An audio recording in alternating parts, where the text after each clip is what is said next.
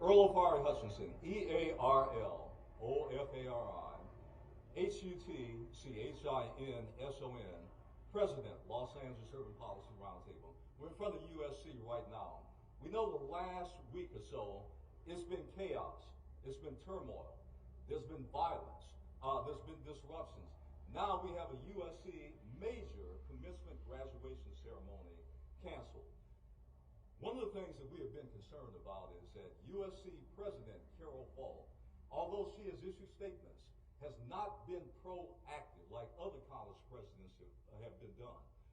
Columbia University and some of the other places that they've had this massive disruptions. You've had university presidents and the administration, they've stepped up to the plate. And by stepping up to the plate, we mean two things. Number one, the university president is a powerful position. Carol Folt is in a powerful position.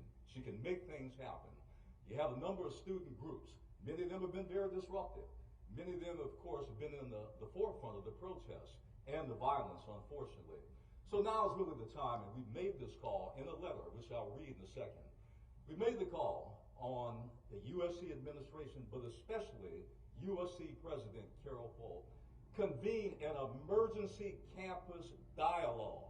An emergency campus dialogue. Bring together the different student groups. You've got major issues. The issue of anti-Semitism, which is still a major troubling issue that has to be dealt with. You got the issue of divestiture.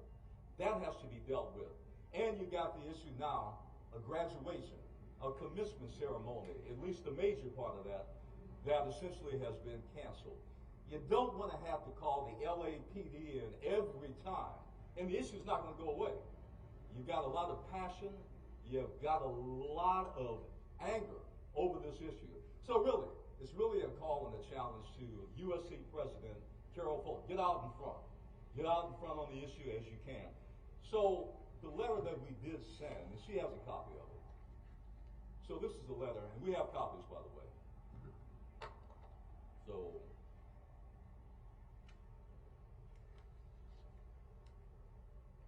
dear President Folt, the presidents, the protests, the tensions, and the potential for violence in the ongoing protests over Gaza at USC and other Los Angeles campuses, UCLA and other places, they remain very high. The issue hasn't gone away. A graduation ceremony has been canceled. It's time to act. The action we urge you is to take and convene an emergency campus student administration dialogue. This is set a solid model, really a good model for diffusing, and remember that's a key word, diffusing potential violent confrontations over Gaza. I think we have to be clear, the issue is really a hot button, very emotional, and very divisive issue. And it comes at a time now, at the end of the school year, where you have a lot of students at USC, UCLA, and other places, and parents, and relatives, and caregivers, and those that are associated. They want to be engaged and involved with the university. You can't do that as long as this goes on.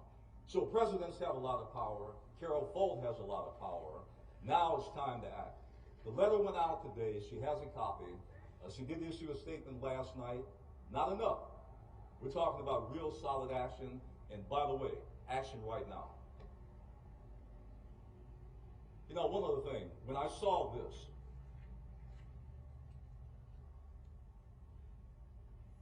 that told me right then, when I say we're a community organization, the LA Urban Policy Roundtable. We had to move in and take action. We had to speak out. We had to say something.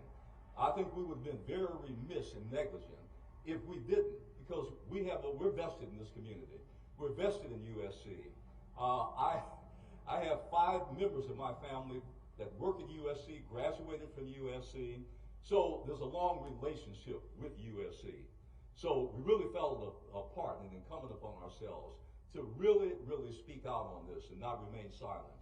So again, we're even hoping at some point that we can meet with USC President Carol Folt and really convey in person, face to face, our concerns. Again, I can't emphasize enough, the issues here. It's a very volatile issue, and it's not going away. You know, come in, well, I can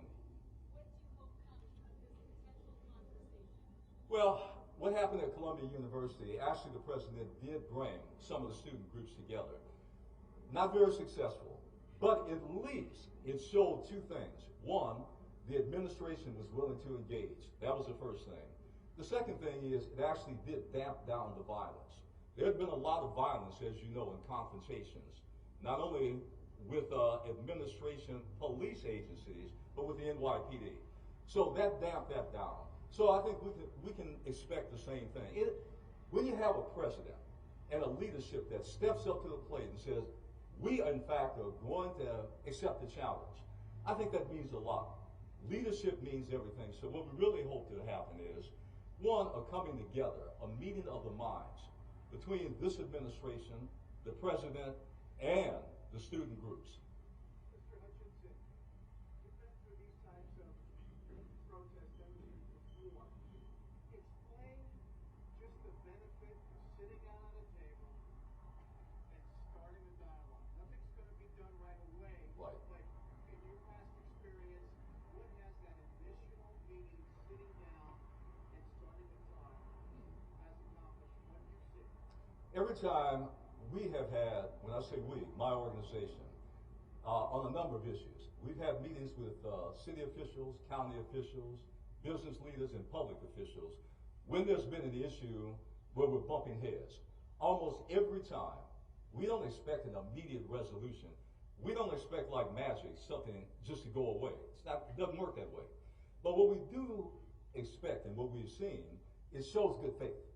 See, it's the good faith part of it. That you really have an administration that I hear you. I hear what you're saying. I'm concerned about it. Doesn't mean that we're going to step in and take your side. We're not saying that.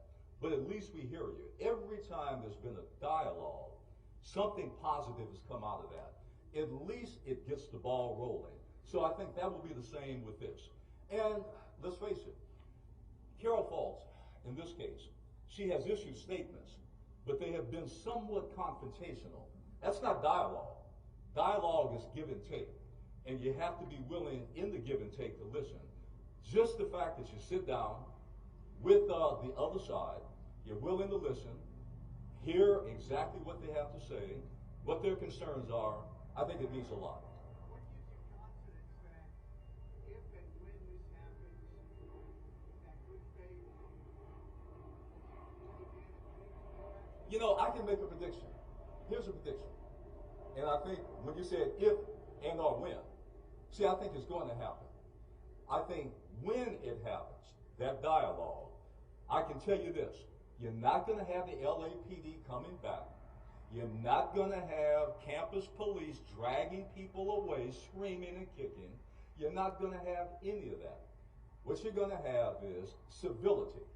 That's the key word. And you might have some resolution. You know, one of the major issues here at USC has been the issue of divestiture. Student groups really don't know how deeply engaged or involved with finances, investments that have anything to do with the Israeli Defense Force, the Israeli government, Israeli public officials. They don't know anything about that. So these are the kinds of things that when you have a conversation, you can make it clear. This is where we stand on this.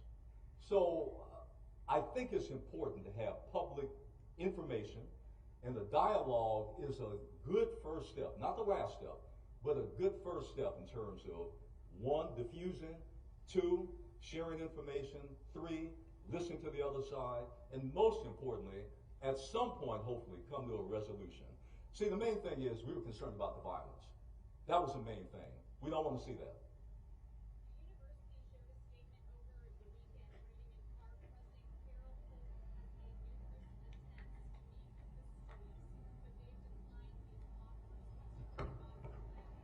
Okay, yeah.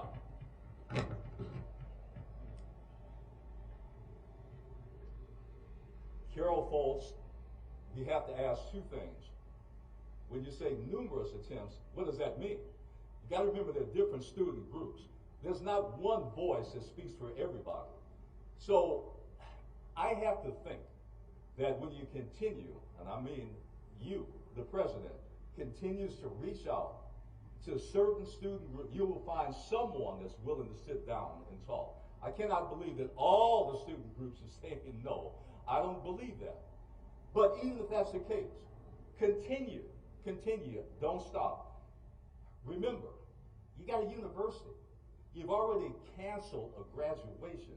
Do you want to have to do that again? And by the way, that's a bad precedent. You're setting a bad precedent for the future. When you open that can of worms up, anything can happen. So coming back to your question, if you tried 4 times, you haven't been successful, try a 5th time, try a 6th time. Is there any limit on it? We have gone to public officials a number of times and they've said no. But we haven't stopped. We've kept going back to them. And the same thing with these student groups here. There are many different student groups. You can meet with one or more, but meet with somebody. Is there a mediator that needs to basically broker the meeting? You know, when you have a union strike, you bring a mediator in. Well, I think in this case, it's not going to happen. I think the mediator is USC President Carol Polk. I think she's the mediator. And let me tell you why. One, she's the president. Secondly, she has a lot of power and prestige. And I think her voice is commanding. I don't think just everyone is in confrontational mode with her. And I think she'll find some individuals that are willing to talk. But before that happens, you have to take the bull by the horns. So once again, final thing. We sent the letter to President Polk, and we're hoping at the end of the day, if not before that, we get some action. Anyway, that's my statement. Thank you very much.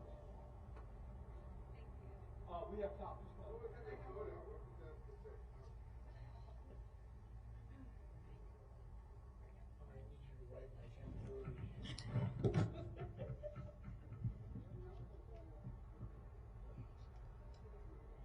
Oh no. Somebody knocked my recorder and it stopped recording. How do you like that thing? Well, somebody just knocked it and it stopped recording. Oh, yeah, no. Okay, okay. If you don't, you should